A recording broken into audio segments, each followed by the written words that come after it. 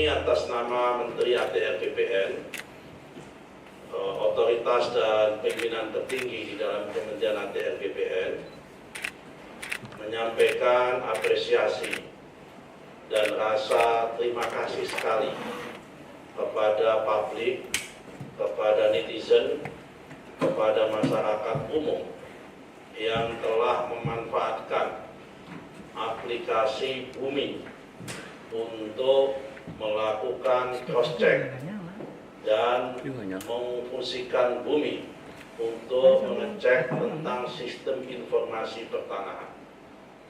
Kami melakukan apresiasi dan kami melakukan terima kasih. Ini menandakan bahwa aplikasi Bumi yang kami siapkan, yang kami adakan, memang benar-benar mempunyai tingkat kemanfaatan yang tinggi dan bisa diakses semua pihak serta transparan, tidak ada yang ditutupi, dan itu juga menjadi bagian dari salah satu kontrol sosial masyarakat, sehingga tidak ada yang bisa keluar dan ada informasi yang ditutupi dari aplikasi Bumi itu tentang keberadaan sertifikat maupun informasi pertanahan lainnya melalui aplikasi tersebut. Poin kedua yang ingin kami sampaikan, kami mengakui atau kami membenarkan ada sertifikat yang berseliweran di kawasan pagar laut sebagaimana yang muncul di banyak sosmed tersebut. Jumlahnya 263 bidang dalam bentuk SHGB atas nama PT Intan Agung Makmur sebanyak 234 bidang, dan atas nama PT Cahaya Inti Sentosa sebanyak 20 bidang. Kemudian atas nama perseorangan sebanyak 9 bidang. Kemudian ada juga SHM, surat hak milik, atas 17 bidang. Jadi berita-berita yang muncul di media maupun di sosmed tentang adanya sertifikat tersebut, setelah kami cek benar adanya, lokasinya pun benar adanya sesuai dengan aplikasi Bumi, yaitu ada di Desa Kohot, Kecamatan Pakuaji, Kabupaten Tangerang. Jumlahnya tadi sudah saya sampaikan 263 bidang dalam bentuk SHGB, 234 bidang atas nama PT Intan Agung Makmur, 20 bidang atas nama PT Cahaya Inti Sentosa. Kalau saudara-saudara ingin tanya dari mana, siapa pemilik PT tersebut, silakan cek ke AHU, Administrasi Hukum Umum, untuk ngecek di dalam aktenya. Kemudian yang perorangan sebanyak 9 bidang. Kemudian yang berupa SHM sebanyak 17 bidang. Terhadap poin ketiga, terhadap sertifikat baik itu HGB maupun SHM ini, apa yang akan dilakukan oleh Kementerian ATR BPN? Kami hari ini mengutus dan memerintahkan kepada Pak Dirjen SPPN, Pak Firdu, ini orangnya, untuk melakukan koordinasi dan ngecek dengan Badan Informasi Geospasial mengenai masalah garis pantai yang ada di kawasan Desa Kohot tersebut. Apakah sertifikat bidang tersebut berada di dalam garis pantai atau di luar garis pantai? Karena kita harus cek dan kita pastikan.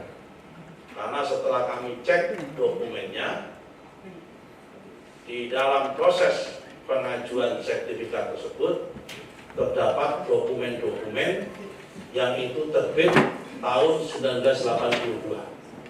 Karena itu kami perlu cek mana batas pantai tahun 82, mana batas pantai tahun 83, 84, 85 sampai batas pantai tahun 2024 dan sampai sekarang, untuk mengecek keberadaan apakah lokasi yang dimaksud dalam peta bidang tanah yang tertuang di dalam SHGB maupun SHM tanah tersebut berada di bawah di dalam garis pantai atau di luar garis pantai.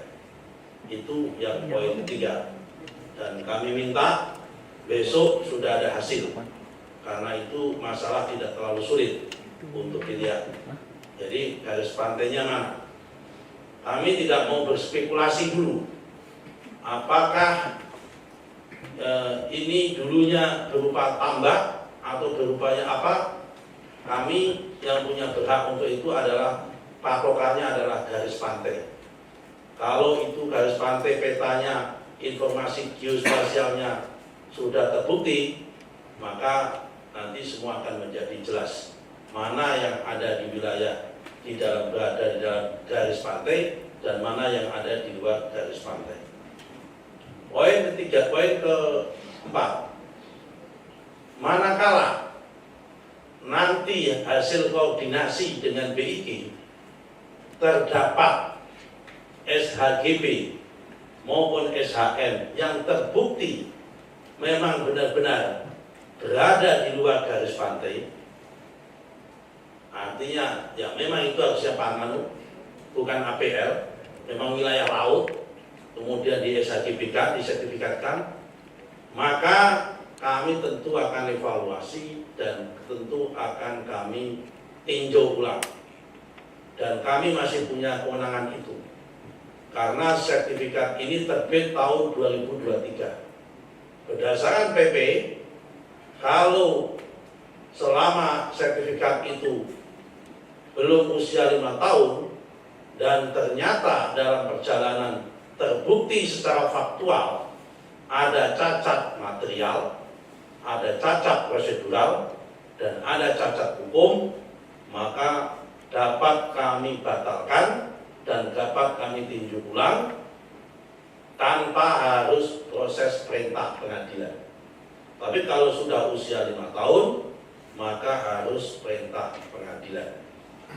Poin yang kelima, terhadap pihak-pihak yang terlibat dan terkait dalam proses penerbitan sertifikat tersebut, manakala nanti terbukti berada di luar garis pantai dan manakala terbukti tidak compliant, manakala terbukti tidak sesuai dengan prosedur, dan manakala terbukti tidak sesuai dengan aturan yang berlaku, kami akan tindak sesuai dengan aturan yang perundang-undangan yang ada. Kira-kira yang terlibat siapa? Yang pertama adalah proses pengukuran, juru ukur. Dan kami sudah cek kepada teman-teman di Kantah di Tangerang menggunakan KJSB, kantor jasa survei berlisensi, berarti pihak swasta. Terhadap KJSB-nya, kami sudah mintakan perintah kepada Pak Virgo selaku yang menangani Dirjen SPPN untuk memanggil, dan kalau terbukti tidak prosedur, kami minta untuk di blacklist, kalau perlu merekomendasikan supaya izinnya dicabut.